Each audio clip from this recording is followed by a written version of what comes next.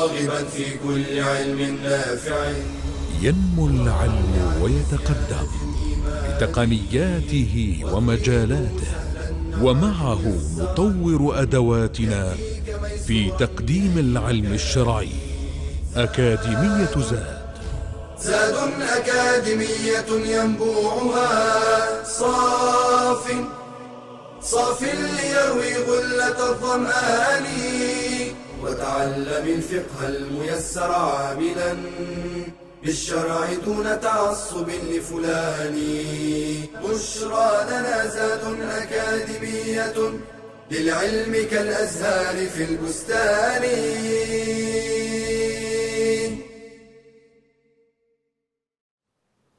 بسم الله الرحمن الرحيم. الحمد لله والصلاة والسلام على رسول الله وآله وصحبه ومن اهتدى بهداه. So a very important part of the chapter that deals with purity is purity itself. And we mean by that al-wudu.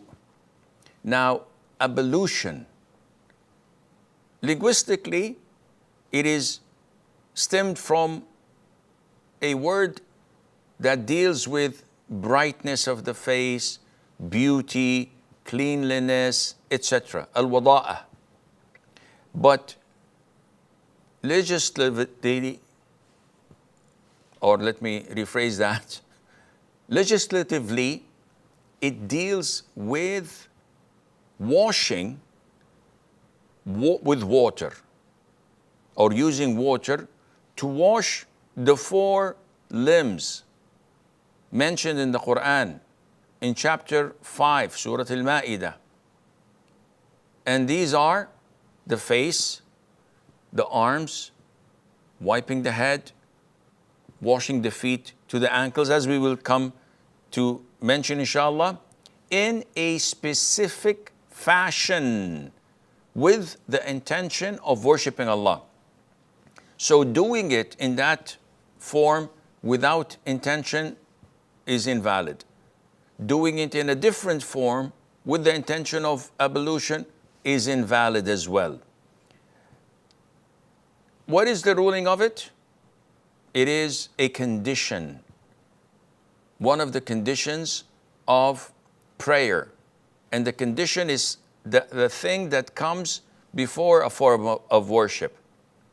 So I can perform wudu, but I may not pray. My wudu is valid.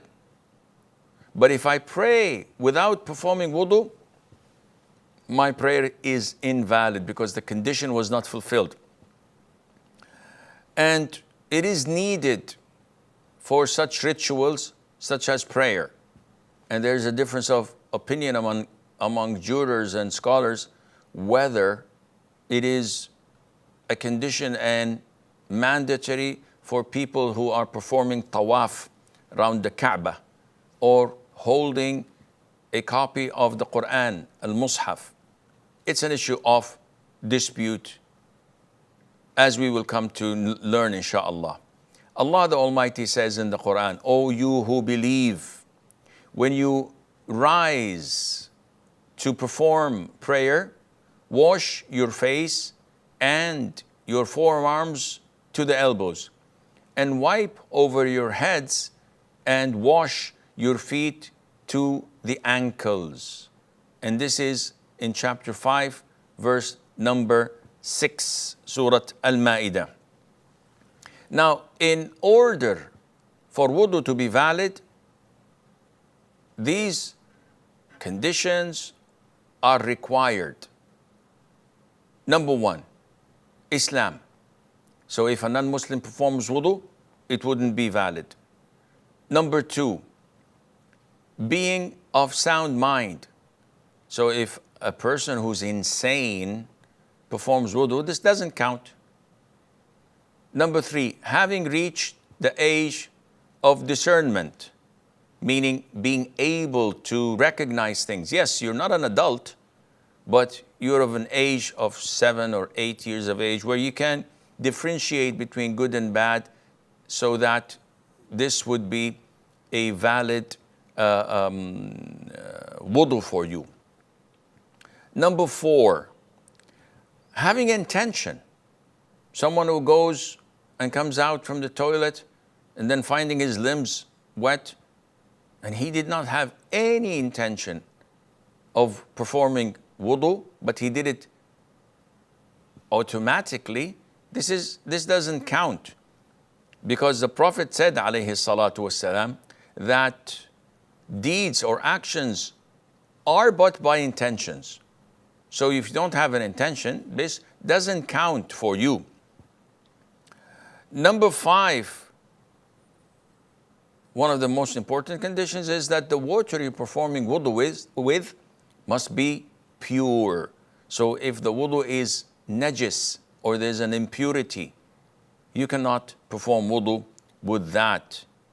And finally, number 6, to remove anything that may prevent water from reaching the skin, such as wax, dough, paint, nail polish, etc. Now, this brings us to a frequently asked questions. Do dye, things that people dye their hair with, creams or lotions, do they prevent water from reaching the skin? Well, we have to look. If these things have a mass, a physical mass, like something that constitutes a layer, in this case, this layer prevents the water from reaching the skin underneath it. And this means that such a barrier invalidates the wudu. And hence, you have to make sure that there is no such barrier on your limbs when making wudu. A painter, for example, on his break, he goes to perform wudu, and there are paint patches on his arm. And we know that this paint is a physical mass that prevents water from reaching his skin. The wudu would not be valid until he removes that layer. Remember, there's a difference between a layer and a color. So if I have a pen and I do this is a pen. And if I do this, I'm not going to do this so that my wife wouldn't question me, why are you doing this like children? But if I just write a line on my hand, would that line be a barrier for wudu? No, because this is a color. There is no mass to it. This is different than when I have a patch of paint, or if someone has nail polish, or if there is something else that prevents water from reaching underneath. Another benefit that we may need is Muslims sometimes after performing wudu, they're hesitant from drying their limbs. And they think that this is not permissible. Why? Because there's a hadith where the mother of the believers, the wife of the Prophet ﷺ, said, after the Prophet ﷺ performed wudu, I brought him a towel and he shook his hands like this and did not take it. So some scholars said that it's not permissible to dry your limbs with a towel. But there is no evidence in this. The Prophet may have rejected the towel alayhi salatu wasalam, because he was hot. He needed the water to cool down. Or because there was something that he disliked in the towel itself. Or for any other reason. But there is nothing in Islam that prevents you or that insinuates that it's disliked to dry your limbs afterwards. Now,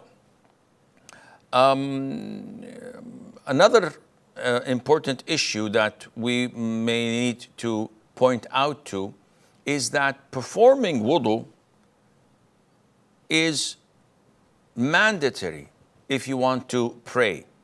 So this as a consequence means that to remove anything that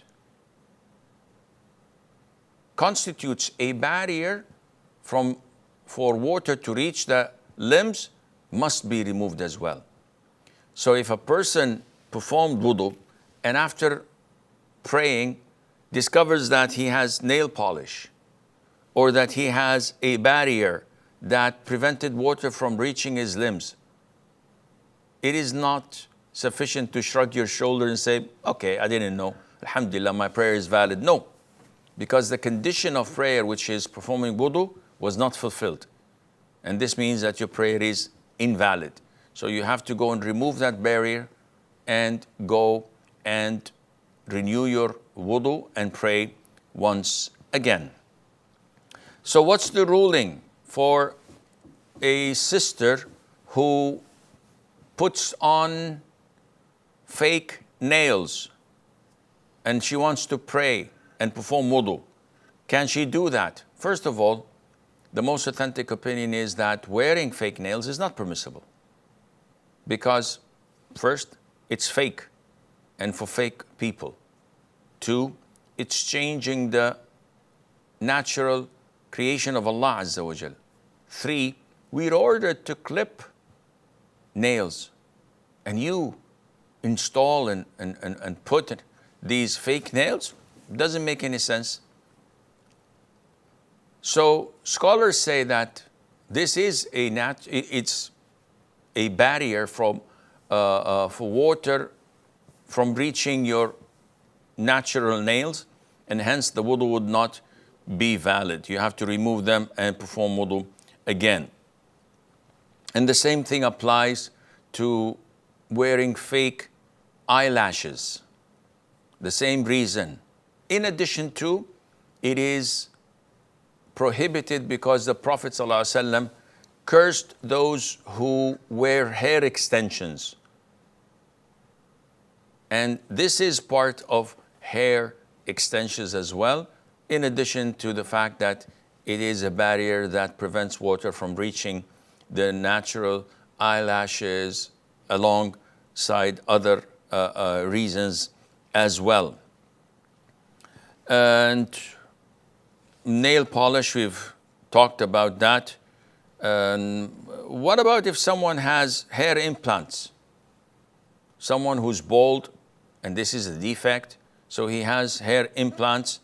Well, he can wipe over his hair implants without any problem, inshaAllah.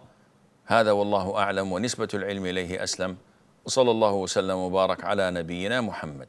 يا راغبا في كل علم نافع ينمو العلم ويتقدم بتقنياته ومجالاته، ومعه نطور أدواتنا في تقديم العلم الشرعي. أكاديمية زاد.